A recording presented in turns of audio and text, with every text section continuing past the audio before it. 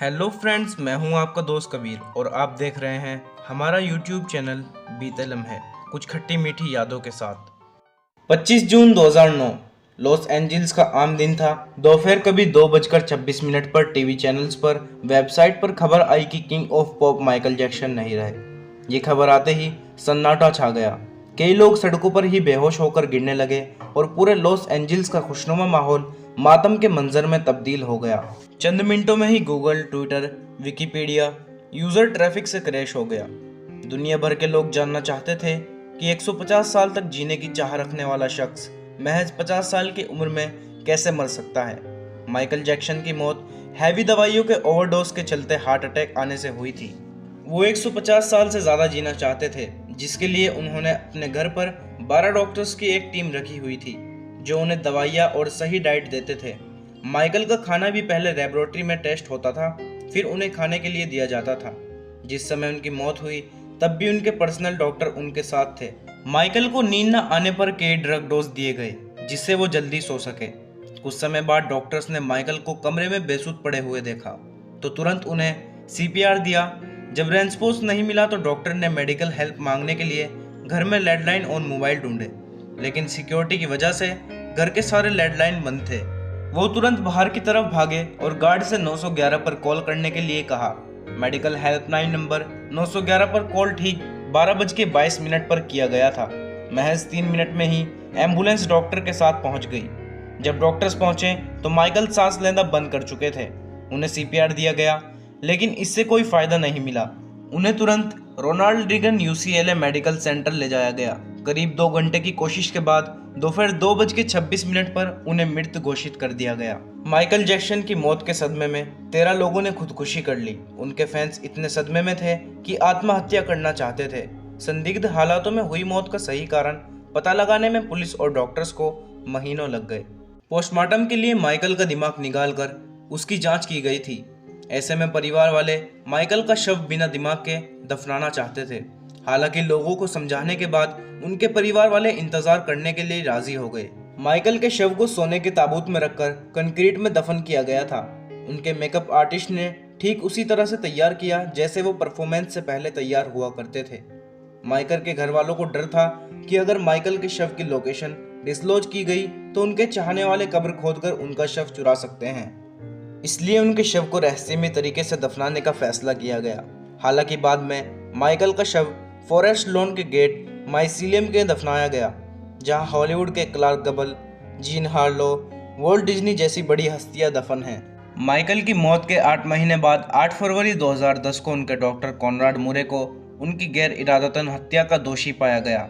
7 जुलाई 2009 को Los Angeles के staple centre में माइकल जैक्सन का एक मेमोरियल बनाया गया। इसके उद्घाटन में शामिल होने के लिए 16 लाख लोगों ने आवेदन किया था। इसकी स्ट्रीमिंग को दुनिया भर के 300 करोड़ लोगों ने देखा था। ये अब तक के इतिहास का सबसे ज़्यादा देखा गया इवेंट है। फोर्ब्स के अनुसार मौत के बाद माइकल की 17,110 करोड़ की कमाई हुई थी। 2019 की लिस्ट के मुताबिक माइकल मौत के 10 साल बाद भी सबसे ज़्यादा कमाई करने वाले सिंगर थे। 2018 तक माइकल के नाम पर 28 अरब 40 करोड़ की कमाई हुई। रिपोर्ट्स की माने तो अपनी मौत से पहले माइकल दिवालिया होने की कगार पर थे। उनकी मौत के बाद हुई कमाई से उनके परिवार ने उनका कर्जा चुकाया था।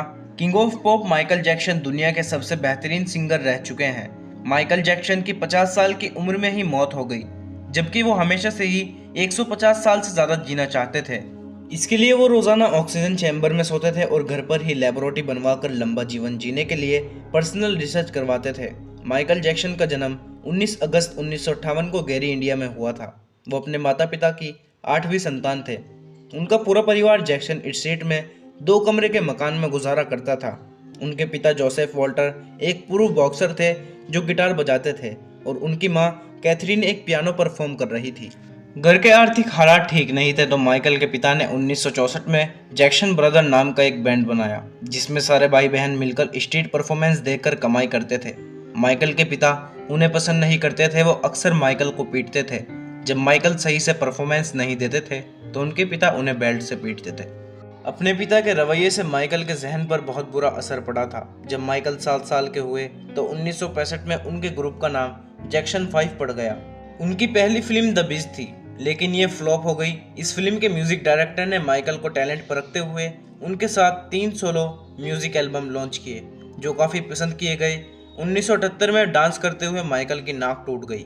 उनका ऑपरेशन किया गया, लेकिन इसके बाद उन्हें सांस लेने में तकलीफ होने लगी, जिसके चलते उन्हें कई महीने तक गाने से दूरी बनानी पड़ी और उनके करियर पर बनने से पहले ही ब्रेक लग गया।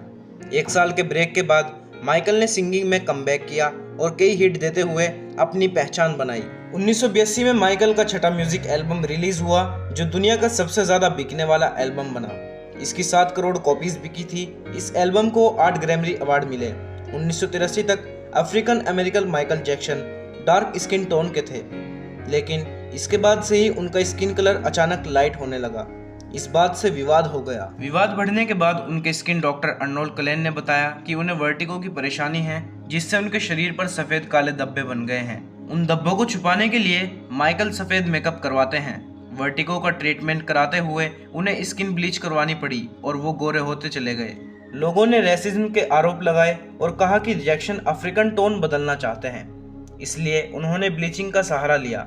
कई लोगों का मानना था कि माइकल अपनी त्वचा और लुक को लेकर बेहद चिंतित रहते थे। उम्र को बढ़ने से रोकने के लिए माइकल जैक्सन ऑक्सीजन बेड पर सोते थे। मार्च 1988 में माइकल ने कैलिफोर्निया में 27 एकड़ में अपना नया घर बनवाया था, जिसका नाम नेवरलैंड था। इसकी कीमत उस समय 139 करोड़ थी। पेप्सी के एक एड के दौरान माइकल का एक्सीडेंट हुआ, जिसके बाद माइकल को स्कैल्प सर्जरी करवानी पड़ी। सर्जरी के बाद से ही माइकल कुछ पेन किलर्स पर निर्भर रहने लगे, लेकिन जब चाइल्ड एब्यूज केस से उनकी छवि बिगड़ी तो वो ड्रग एडिक्ट बन गए। इसका उनकी तबीयत पर ऐसा असर हुआ कि 12 नवंबर 1993 को उन्होंने अपने सारे कंसर्ट कैंसिल करवा दिए। बिगड़ती तबीयत और छवि खराब होने के बीच में ही उन्होंने मशहूर सिंगर एलिस प्रेस्ली की बेटी लीजा ने माइकल को प्रपोज किया और दोनों ने 1994 में शादी कर ली। कई लोगों का मानना था कि चाइल्ड एब्यूज केस से लोगों का ध्यान हटाने के लिए माइकल ने शादी की थी, लेकिन माइकल की ये शादी केवल 19 महीने तक ही चल सकी। तलाक के बाद माइकल ने हिस्ट्री एल्बम लॉन्च की, जिसने उनके पुराने रिकॉर्ड भी तोड़ दिए। 1995 में एक टीवी शो के रिहर्सल के दौरान माइकल को पैनिक अटैक आया और वे बेहोश हो गए। उन्हें हॉस्पिटल में भर्ती करवाना पड़ा था। कुछ महीनों बाद उन्होंने 35 देशों में 58 कंसर्ट किए, जिसमें 45 लाख लोग शामिल हुए थे। सिडनी टूर के दौरान माइकल ने अपने स्किन डॉक्टर क्लेन के असिस्टेंट डेवी रोबो से शादी कर ली। 13 फरवरी 1997 को माइकल के पहले बेटे प्रिंस माइकल का जन्म हुआ था। 1998 में डेबी ने बेटी प्रिंसेस को जन्म दिया। कुछ सालों बाद सन 2000 में दोनों का तलाक हो गया और $8 मिलियन के सेटलमेंट में बच्चों की कस्टडी माइकल को मिली। लेकिन जब 2004 में माइकल पर दोबारा चाइल्ड एब्यूज के आरोप लगे तो फिर बच्चों की कस्टडी डेबी को दे दी गई। एक समय माइकल हर हफ्ते 97 करोड़ की कमाई करते थे, लेकिन जब उनकी मौत हुई तो वो 3000 करोड़ के कर्जे में डूब गए थे। अपनी मौत के कई सालों बाद भी माइकल जैक्सन सबसे ज़्यादा कमाई करने वाले सिंगर बने रहे। माइकल जैक्सन ने अपनी ज़िंदगी में 4000 करोड़ रुपए का डोनेशन किया।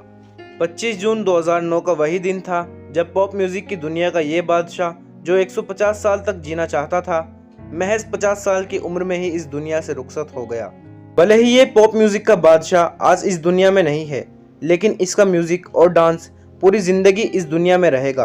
तो दोस्तों, ये थी king of pop Michael Jackson की कहानी। ये कहानी आपको कैसी लगी हमें कमेंट सेक्शन में ज़रूर बताइए।